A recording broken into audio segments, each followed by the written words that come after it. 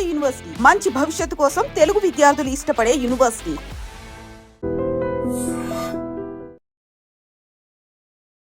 నమస్కారం, welcome to I dream. నేను మీ విజిత. ప్రస్తుతం మనతో పాటు ఉన్నారు ప్రముఖ జ్యోతిష్యులు బ్రహ్మశ్రీ నందిబట్ల శ్రీహరి శర్మ గురువు గారు. ఇప్పుడు గురువు గారితో మాట్లాడి మనం మరిన్ని సందేహాలన్నింటినీ నివృత్తి చేసుకుందాం. నమస్కారం గురువుగారు.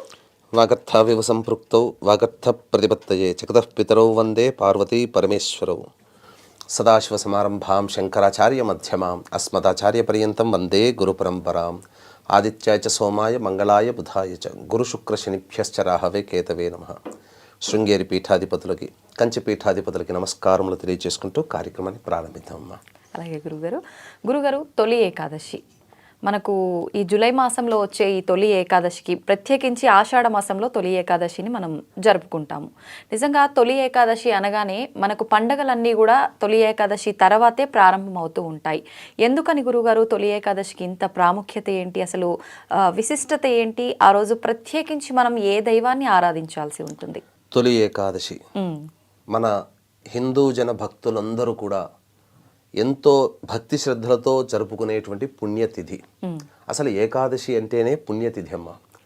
అయితే మన వాళ్ళు మహర్షులు ఈ కాలంలో చెప్పుకునేటువంటి సైంటిస్టులు అని చెప్పవచ్చు. ఎందుకంటే ప్రతి దాంట్లో కూడా ఒక సాంకేతిక విజ్ఞానము, సైన్స్ అనేది దాగి ఉంది మన ప్రతి ఆచార వ్యవహారాల్లో. నమస్కారం పెట్టడం దగ్గర నుంచి, బయట నుంచి రాగానే కాళ్ళు కడుక్కోవడం దగ్గర నుంచి, ఇలా ప్రతి దాంట్లో ఎంత వైజ్ఞానికంగా మన వాళ్ళు ఆలోచించారో ఈ ఏకాదశి యొక్క మహత్యము కానీ కథ కానీ విన్న వాళ్ళకి అంతర్లీనంగా తెలుస్తుంది.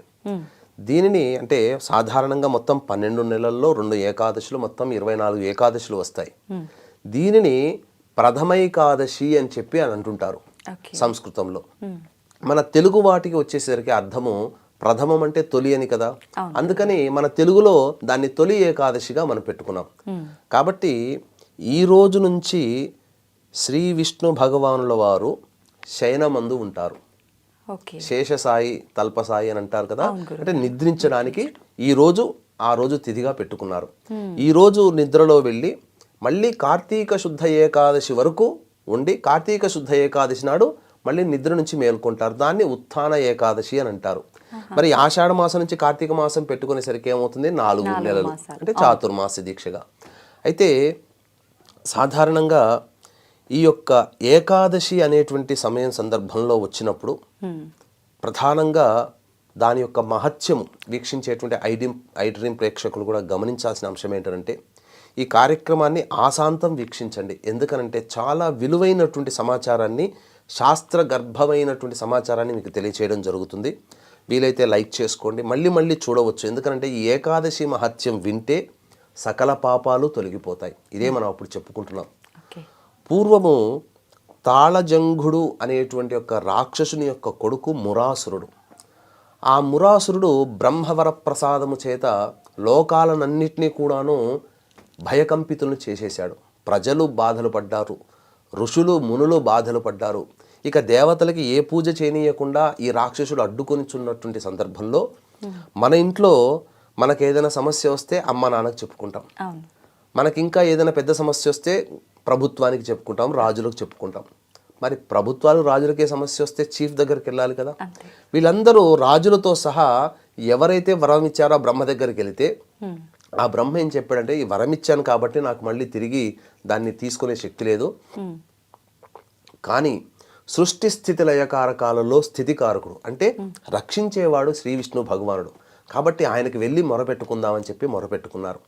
అంతటా వీరి బాధలన్నీ విన్న తర్వాత విష్ణు భగవానుడు ఆ మురాసురుడితో యుద్ధం చేయడానికి వెళతాడు. దాదాపు 1000 సంవత్సరాలు అలుపు సొరుపు లేకుండా యుద్ధం చేస్తాడు. 1000 సంవత్సరాలు చేసిన తర్వాత ఇక ఆ విష్ణు భగవానుడు కొంత సేద తీరుదామని గుహలో సేద తీరుతుండగా విష్ణువు కోసం వెతుకుంటూ వచ్చిన మురాసురుడు అక్కడ ఉంటాడు. ఆ సమయంలో ఆ ఒక మహత్యము కలిగినటువంటి ఒక దేవి మాయారూపము ఉద్భవించింది. ఉద్భవించి ఏ కారణం చేతనైతే ఆ స్వామి శయనించారో ఆ విధంగా ఆ యొక్క స్వామి యొక్క కార్యాన్ని ఆ స్త్రీమూర్తి చేసి పెడుతుంది. అంటే మురాసురుని సంహరిస్తుంది.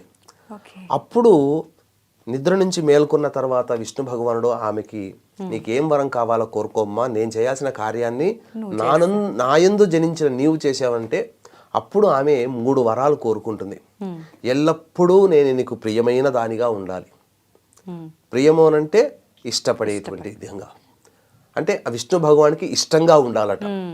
రెండవ వరం వచ్చేసేసి ఏం కోరుకుందానంటే నిన్ను ఆరాధించే తిథులలో నేను అగ్రతాంబూలం నాకు కావాలి. ఎందుకంటే విష్ణు భగవానుడు దైవ స్వరూపం కదమ్మా. ఇక 3వ వరం ఏం కోరుకుందానంటే నేను ఉన్నటువంటి తిథి రోజున ఎవరైతే మిమ్మల్ని ఆరాధన చేస్తారో, పూజ చేస్తారో, సాంప్రదాయాన్ని పాటిస్తారో వాళ్ళకి మోక్షం కలిగించాలి అని చెప్పి 3 వరాలు కోరుకుంది. ఇక ఆ రోజు నుంచి కూడా విష్ణు భగవానునికి అత్యంత ప్రీతికరమైనటువంటి తిథిగా ఏకాదశి మార్పు చెందడం. ఈ ఏకాదశి రోజున కఠినమైనటువంటి ఉపవాసం ఉంటారు. ఈ ఏకాదశి వ్రతాన్ని ఆచరించినటువంటి వాళ్ళు నిండు 100 ఏళ్ళు ఆయురారోగ్యాలతో బతుకుతారమ్మా. అసలు అమెరికన్ సైంటిస్టులందరూ కూడా ఎక్కువగా ఫోకస్ చేసినటువంటి సందర్భం ఏంటంటే ఎప్పటి నుంచో భారతీయుల యొక్క శరీర తత్వంలో బాగా రోగ నిరోధక శక్తి ఉంది, వారు తినే పదార్థములన ఆచార వ్యవహారాలని చెప్పి ఎంతో రీసెర్చ్ చేశారు. ఈ రీసెర్చ్కి మూలం ఎక్కువగా పడింది మాత్రం కరోనా టైంలో. కరోనా వచ్చినప్పుడు ప్రపంచంలో పిట్టల్లా రాలిపోయారు మిగతా దేశాల్లో. కానీ మన భారతదేశంలో రోగ నిరోధక శక్తి ఎక్కువగా ఉండి ఎంతమంది కరోనా బారిన పడ్డా చనిపోయిన వాళ్ళు ఉన్నారు, కానీ రికవర్ అయిన వాళ్ళ సంఖ్య ఎక్కువగా ఉంది. దీనికంతా కారణం చేస్తే ఆహార వ్యవహారాలతో పాటు మన భారతీయులు సాంప్రదాయంగా ఏకాదశి రోజున ఉపవాసం ఉండటాన్ని గమనించారు. అంటే నెలలో 1-2 రోజులు ఉపవాసము అనేటువంటిది ఉంటే గనక శరీరము తన బాడీని రిపేర్ చేసుకుంటుంది. అయితే ఎంత రిపేర్ చేసుకున్నా శరీరంలో ఉన్నటువంటి అవయవ నిర్మాణము పాడైపోకుండా ఉండాలంటే ఏ తిథి కావాలంటే మన వాళ్ళు ఎప్పుడో సైన్స్గా ఆలోచించి ఏకాదశి అని పెట్టారు. పౌర్ణమి వెళ్ళిన 11వ రోజు, అమావాస్య వెళ్ళిన 11వ రోజు దీనికి చెప్పబడి ఉంది. ఇంకా చెప్పాలి అని అంటే ఏకాదశి తిథి రోజున ఎవ్వరు కూడా భోజనం చేయకూడదని చెప్పి శాస్త్రం అంటారు. మొత్తం ఒక్కసారి కూడా భోజనం చేయకూడదు, కటిక ఉపవాసం ఉండాలి. అయితే ఆ రోజున ఉడికించినటువంటి పదార్థాలు కాకుండా చపాతీలు, మంట మీద వేయించిన చపాతీలు కానీ లేకపోతే ఊరగాయ పచ్చళ్ళు వేసుకొని ఆ చపాతీలు తినవచ్చు. బీపీ షుగర్లు ఉన్న వాళ్ళు తినవచ్చు. కానీ ఉపవాసం గనక ఉంటే గనక దీంట్లో శరీరం ఆరోగ్యంగా ఉండడంతో పాటుగా దైవానుగ్రహం కూడా కలుగుతుంది. అంటే దీనికి కూడా మనకు పురాణాల్లో ఒక కథ ఉందమ్మా. విష్ణువు నుంచి జనించినటువంటి ఒక పాప పురుషుడు బ్రహ్మ యొక్క పాలభాగము అంటే ఈ యొక్క నుదుటి నుంచి స్వేద బిందువు, చెమట బిందువు కింద పడి జన్మించినటువంటి ఒక రాక్షసుడు. ఇద్దరూ కలిసి బ్రహ్మదేవుడి దగ్గరికి వెళ్ళి మేము ఉండడానికి మాకు ఒక తగు స్థానాన్ని, రాక్షసులం కదా, మాకు ఒక తగు స్థానాన్ని ఇవ్వండి అని చెప్పి వేడుకున్నారట. అంతటా బ్రహ్మదేవుడు ఏమని వరమిచ్చాడంటే, మీరు విష్ణు భగవానుడికి అత్యంత ప్రీతికరమైనటువంటిది పుణ్యాన్ని సంపాదించేటువంటి ఏకాదశి తిథి రోజున ఏ మానవులైతే భోజనము చేస్తారో ఆ భోజనంలో అన్నాన్ని ఆశ్రయించండి మీరు అని. అందుకని ఏకాదశి తిథి రోజున ఉపవాసం ఉండమని చెప్పారు. భోజనం చేస్తే పాపత్వం వస్తుంది. ఈ ఏకాదశి పుణ్యతిథి రోజున ఆచరించాల్సినటువంటిది ప్రధానమైనటువంటిది విష్ణు భగవానుడికి ప్రీతికరముగా ఉండడం. ఉదయాన్నే సూర్యోదయం కంటే ముందే ఏకాదశి తిథి రోజున కాలకృత్యాదులు తీర్చుకొని తులసి చెట్టు దగ్గర ఆవునేతితో దీపారాధన, ఇంట్లో దీపారాధన చేసుకొని చక్కటి శ్వేత వస్త్రములు ధరించి విష్ణు సహస్రనామ పారాయణం చేయాలమ్మా. చేసిన తర్వాత చాలామంది ఏకాదశి కదా విష్ణు భగవానికి ఇష్టమైనదని చెప్పేసి తులసి దళాన్ని తెంపుతారు. ఏకాదశి రోజున తెంపకూడదు, ముందు రోజు తీసుకొని పెట్టుకోవాలి, కడిగి పెట్టుకోవాలి. ఇక విష్ణు దేవాలయంలో రావి చెట్టు ఉన్నటువంటి, ఎందుకంటే అశ్వత్థ వృక్షము విష్ణు స్వరూపము కాబట్టి రావి చెట్టు చుట్టూ కూడా నారాయణాయ నమః అంటూ 27 ప్రదక్షిణలు చేసి మీ యొక్క సంకల్పం చెప్పుకొని అప్పుడు తూర్పు వైపున కూర్చొని మళ్ళీ విష్ణు సహస్రనామ పారాయణం చేయండి. లేదు విష్ణు అష్టోత్తరం ఒక 3 సార్లు పారాయణం చేయండి.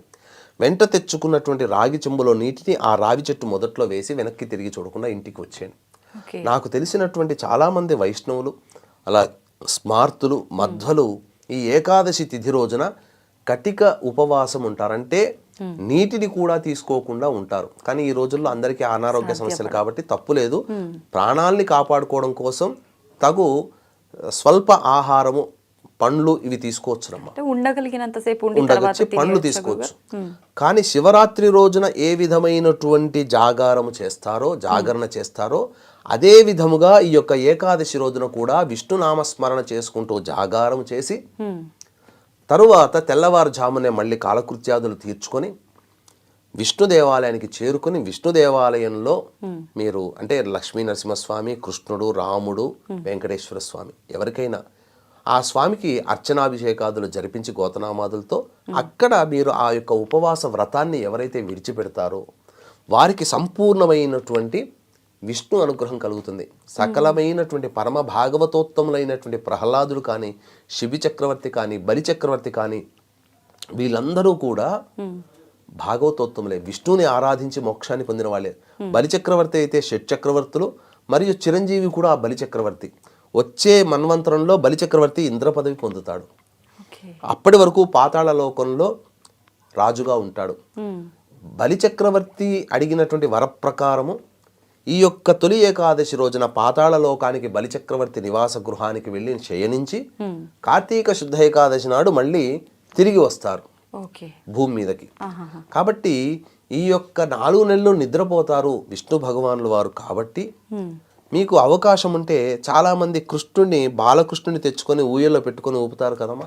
అట్లా ఆ కృష్ణుని విష్ణు స్వరూపంగా ప్రతిరోజు రాత్రి నిద్రపుచ్చినట్టుగా చేసినట్లయితే తప్పకుండా విష్ణు యొక్క సంతోషాన్ని మీరు పొందగలుగుతారు.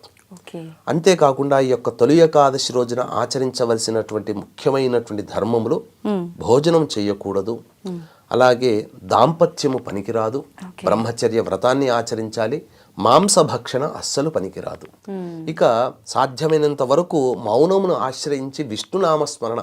ఏం లేదండి, సాక్షాత్తు రామానుజుల వారే చెప్పారు, ఎలుగెత్తి చాటారు, నారాయణాయ నమః అనుకుంటూ ఉండండి ఆ రోజంతా కూడా. ద్వాదశి రోజున దేవాలయానికి వెళ్ళమన్నాను కదమ్మా. వెళ్ళిన తరువాత అక్కడ ఆ యొక్క ఉపవాస దీక్ష విరమణ చేసి బయటికి వచ్చిన తర్వాత అనాథలు ఉంటారు కదా, మీ యొక్క శక్తి కొలది తినే పదార్థాలు, బిస్కెట్ ప్యాకెట్లు, బ్రెడ్ ప్యాకెట్ ఏదైనా కానీ వాళ్ళకి పెట్టండి. మీ శక్తి కొలది వందలు ఖర్చు పెట్టకుండా 100 రూపాయల్లో చాలా వస్తాయి. అనాథలకి పంచిపెట్టినట్లయితే దానము చేసినటువంటి గుణము కలుగుతుంది.